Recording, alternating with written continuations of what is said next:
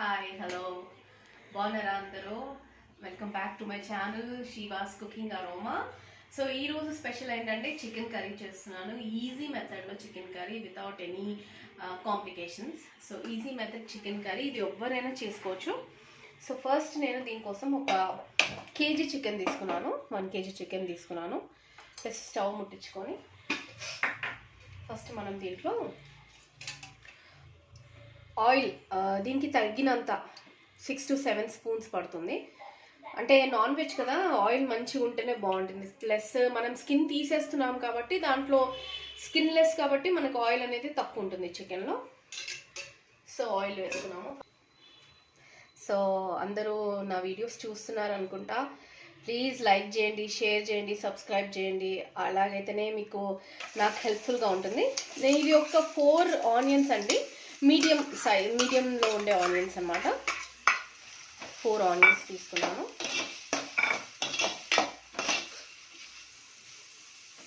Onions వేసిన వెంటనే మనము సాల్ట్ వేసేస్తాము. సాల్ట్ ఒక 1 టేబుల్ స్పూన్ అంత సాల్ట్. ఫస్ట్ మనం సాల్ట్ చూసుకుందాము, దాని తర్వాత మళ్ళీ వేద్దాము. ఈ కర్రీ అనేది నేను ఫ్రైడ్ రైస్ అంటారు కదా, మన బగారా అన్నంలోకి వండుతున్నాను కాబట్టి నేను సాల్ట్ అనేది చూసి వేసుకుంటున్నాను.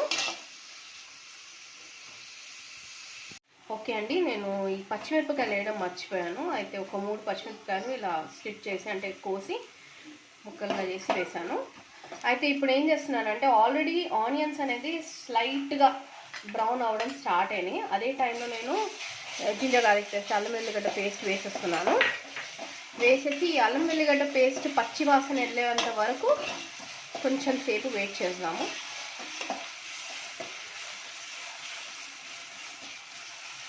సో మనం ఫ్రెష్గా నూరి వేసిన అల్లం వెల్లిగడ్డ పేస్ట్ చాలా చాలా చాలా బాగుంటుంది. దాని టేస్టే వేరు. సో చూసారా, జింజర్ గార్లిక్ పేస్ట్ వేయగానే అది ఆయిల్ అనేది ఎలా రిలీజ్ అయిపోతుందో. సో ఇప్పుడు దీంట్లో నేను ఏం చేస్తానంటే, నేను చెప్పాను కదా కేజీ ఉంటుందండి ఇది చికెన్. సో ఈ చికెన్ వేసేస్తాను ఫస్ట్.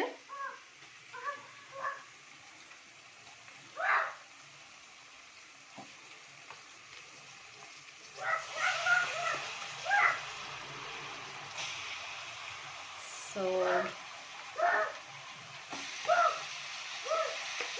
ఈ లివర్ పీస్ అనేది మనం లాస్ట్కి వేద్దాము. ఇవాళ సండే కదా, సండే మా సిస్టర్ ఆఫీస్కి వెళ్ళిపోతుంది అనమాట. వెళ్ళిపోయిన తర్వాత మా సిస్టర్ వాళ్ళ కొడుకు నాతోటే ఉంటాడు, అందుకే మధ్యలో ఆయన వాయిస్ వస్తుంది. సో ఇలా మిక్స్ చేసేసుకుంటే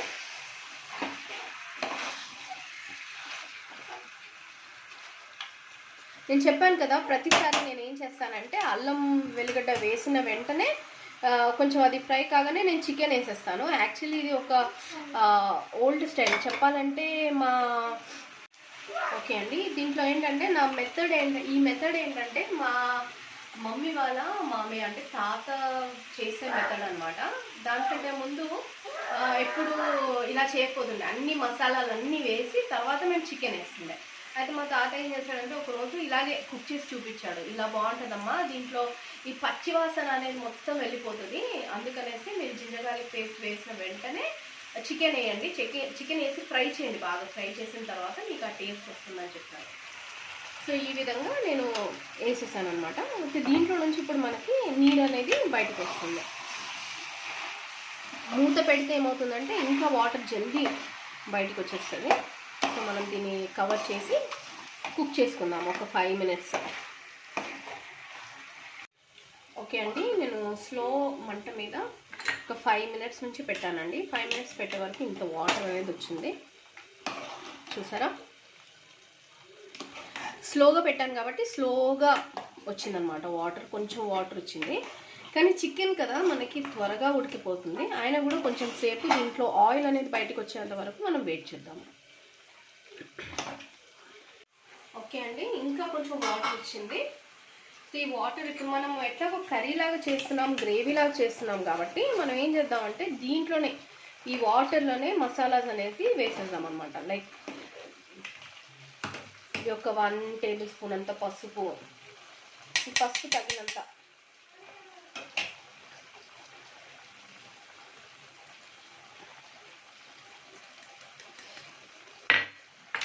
ఇది వచ్చి జీరా పౌడర్ అండి, జీలకర్ర పొడి, ఒక 1.5 టేబుల్ స్పూన్ అంత ధనియా పౌడర్, ఒక 1.5 టేబుల్ స్పూన్ అంత కారం. కారం కొంచెం గ్రేవీ కాబట్టి నేను కొంచెం కారం ఎక్కువ వేసాను.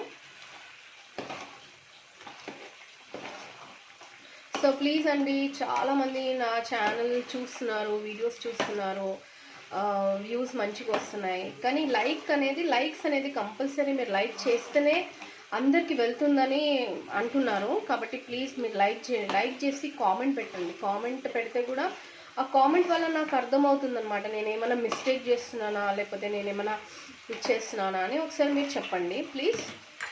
సో ఇది కొంచెం ఇది కాగానే నేను టమాటోస్ వేసేస్తున్నాను. ఇది 2 టమాటోస్, పెద్ద టమాటోస్, ఈ సైజులో ఉన్న టమాటోస్ని తీసుకున్నాను. 2 టమాటోస్ ఇది వేసేస్తున్నాను.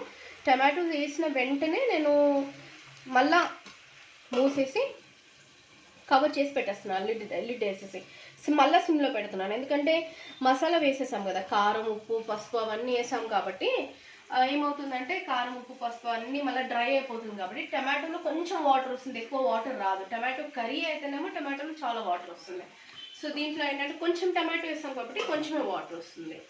సో అదే అండి, ప్లీజ్ చాలామంది చూస్తున్నారు, దయచేసి లైక్ చేయండి, షేర్ చేయండి, సబ్స్క్రైబ్ చేయండి. అప్పుడే నాకు ఇంకా ఎంకరేజ్మెంట్ వస్తుంది. సపోర్ట్ చేయండి దయచేసి. కొత్త కామెంట్స్ ఏమైనా పెట్టండి, ఎవరెవరికి ఎక్కడెక్కడ నుంచి వాచ్ చేస్తున్నారు. ఎందుకంటే ఇప్పుడు కొంచెం సబ్స్క్రైబర్స్ పెరిగారు, ప్లస్ అది కాకుండా కామెంట్స్ అనేవి కూడా వస్తుంటే నేను ఇంకేమైనా చేంజ్ చేసుకోవడానికి వీలవుతుంది.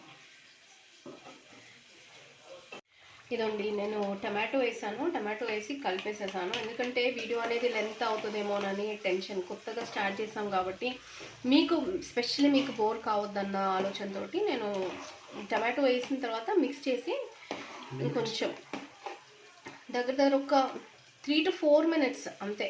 ఎన్ని మినిట్స్ అంటే 3 to 4 మినిట్స్ అంతే. ఇప్పుడు ఇది కొంచెం ఆయిల్ అనేది పైనకి రిలీజ్ అవుతుంది. నేను చెప్పాను కదా, ఎప్పుడైనా కర్రీస్లో ఇది మా మమ్మీ మెథడ్ అనమాట. ఎప్పుడైనా కర్రీస్లో వాటర్ అనేది వేడి చేసుకొని వేసుకుంటే కర్రీ అనేది చల్లగా కాదనేసి అంటుంది మా మమ్మీ. సో ఇలా కొంచెం వాటర్ వేస్తున్నాను, బికాజ్ చెప్పాను కదా ఇది బగారా రైస్ తోటి కాబట్టి కొంచెం బగారా రైస్కి కొంచెం గ్రేవీ ఉంటే, యాక్చువల్లీ దీంట్లో కొబ్బరి గసాలు వేస్తే గ్రేవీ అవుతుంది, కానీ నాకు అది కొబ్బరి గసాలతోటి కొంచెం కొంతమందికి పడుతుంది, కొంతమందికి పడదు కదా, అలాగా నేను కొబ్బరి వేయట్లేదు. సో ఇది అండి, ఇంకొక 5 మినిట్స్ అవుతే, 5 మినిట్స్ కాదు, ఒక 3 to 4 మినిట్స్ అవుతే చాలు. ఒక బాయిల్ వచ్చి ఆయిల్ అనేది పైకి వచ్చేసింది, తేలిందంటే అయిపోతుంది కర్రీ. నేను ఒక 1/2 స్పూన్ అంతా వేస్తున్నాను గరం మసాలా లాస్ట్కి వేస్తున్నాను. స్మెల్ చాలా అంటే చాలా బాగుంది ఆ గరం మసాలాది. యాక్చువల్లీ దాంట్లో ఏంటంటే కొంచెము బిర్యానీకి కూడా మనం ఆ మసాలా వేయొచ్చు అనమాట. నేను నెక్స్ట్ టైం మసాలా గ్రైండ్ చేసుకున్నప్పుడు నేను మీకు దాని రెసిపీ చూపిస్తాను, నేను ఎలా గ్రైండ్ చేసుకున్నాను. చూసారా ఎంత థిక్గా గ్రేవీ వచ్చిందో, ఈ థిక్నెస్ ఉంటుందన్నమాట. సో ఫ్రైడ్ రైస్కి కాబట్టి ఆ థిక్నెస్ ఉంటే బాగుంటుంది. సో దిస్ ఇస్ కొత్తిమీర, లాస్ట్లో కొత్తిమీర వేసేసి స్టవ్ ఆఫ్ చేస్తున్నాను. ఒకసారి మిక్స్ చేసుకొని మనం డిష్ అవుట్ చేస్తాం. So this is chicken curry for bagara rice. తాలింపు అన్నం అంటారు కదా తెలుగులో, దానికి కాంబినేషన్ చికెన్ కర్రీ.